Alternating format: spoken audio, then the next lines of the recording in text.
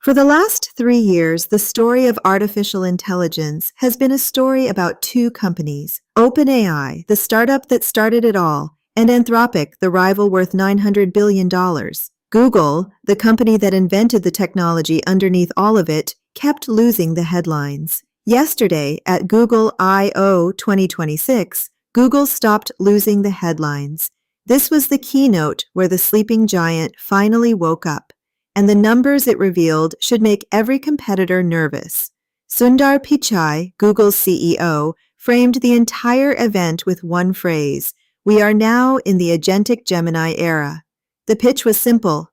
Other companies build impressive demos. Google builds AI into products that billions of people already use every single day. As Pichai put it, we're now in the part of the AI cycle where people want to see the value in the products they use every day.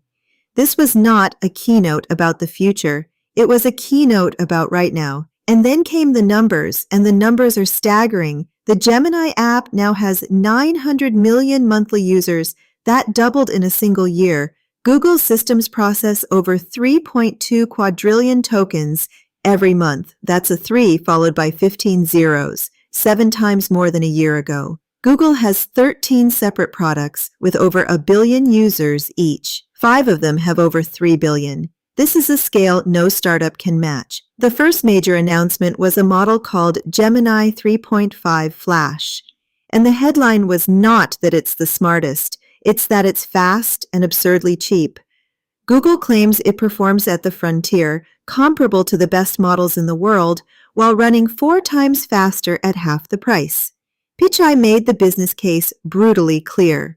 If companies shifted 80% of their workloads to 3.5 Flash, they would save over $1 billion a year. Google isn't just competing on intelligence, it's competing on price. Then they unveiled something stranger, Gemini Omni Flash, a model that can take any kind of input and produce any kind of output. Text into video, video into audio, images into interactive interfaces. The walls between media types, the walls that used to define what software could do, are dissolving. You describe what you want in any form, and the AI produces it in any other form. This is what people mean when they say AI is becoming a universal translator for reality. But the announcement that stole the show was Gemini Spark, a 24/7 personal AI agent, not a chatbot you talk to and then close. An agent that keeps working in the background, around the clock, handling long tasks across your email, your chats, and your web browser. You give it a goal. It works on it while you sleep. This is the single biggest shift in how we use computers since the smartphone. The machine is no longer waiting for your next command. It's working on your behalf. And Spark was just the beginning of the agent invasion. Google announced a feature called Daily Brief, an agent that reads your inbox, your calendar, and your tasks, and hands you a personalized summary every morning. Information agents inside. Search that go off and research things in the background. Ask YouTube, which lets you have a conversation with any video and jump straight to the part you need. Docs Live, where you create and edit documents just by talking. Every Google product you already use is quietly growing an agent inside it. To manage all of this, Google introduced Android Halo, a new interface whose entire job is to show you what your agents are doing. Think about how strange that is. We now need a dashboard, a control panel, just to keep track of all the autonomous tasks our devices are running for us. That's the tell. When you need a screen to watch your AI work, the AI has stopped being a tool you operate and started being a workforce you manage. None of this is free. Google announced a new premium tier called AI Ultra, priced at $100 a month. For that, you get the most powerful models and the full Gemini Spark agent.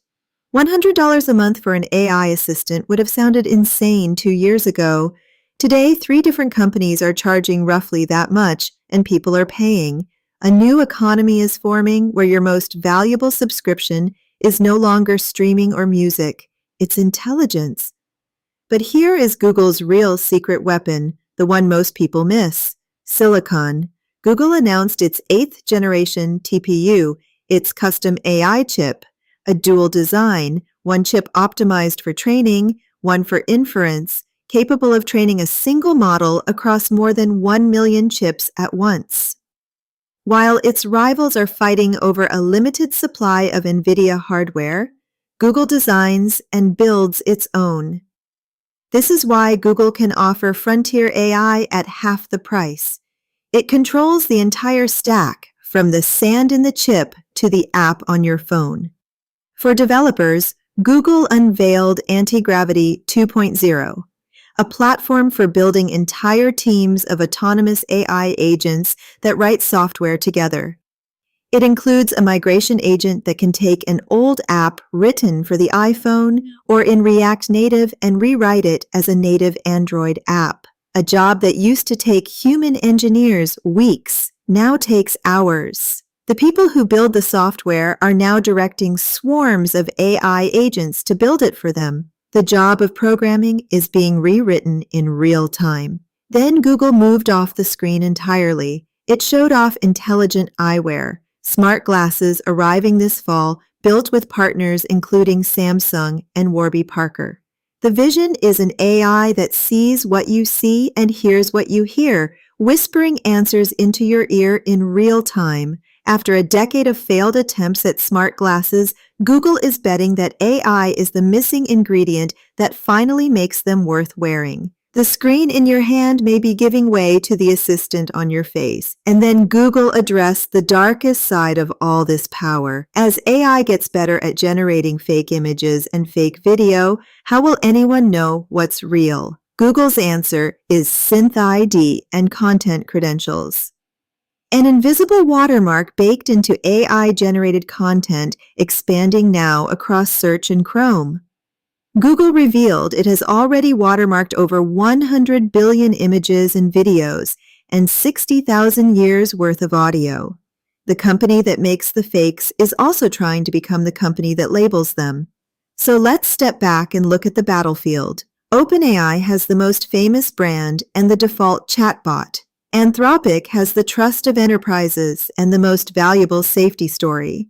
And Google has something neither of them has: distribution.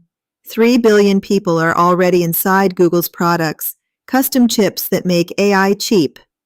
And the lab, DeepMind, that invented the transformer, the technology every single one of these models is built on. The race that looked like a 2-horse contest just became a 3-way war. What does all of this mean for you? It means the relationship between you and your devices is fundamentally changing. For 30 years, computers waited for you to tell them what to do. Now they're starting to do things before you ask. An agent reads your morning email. An agent books your travel. An agent watches the video and gives you the answer. The skill of the future is not operating software, it's directing it. Learning to delegate to machines the way a manager delegates to a team. Google I/O 2026 will be remembered as the moment the Agentic Era went mainstream, not for one product, but for the sheer scale of it. The largest technology company on Earth just pointed its entire machine, 3 billion users, its own custom silicon, and the lab that started all of this, directly at the future. The quiet giant is quiet no longer, and whether that thrills you or unsettles you, one thing is now certain. The AI you use is about to start using its own initiative. The only question left is what you'll do with all the time it gives back.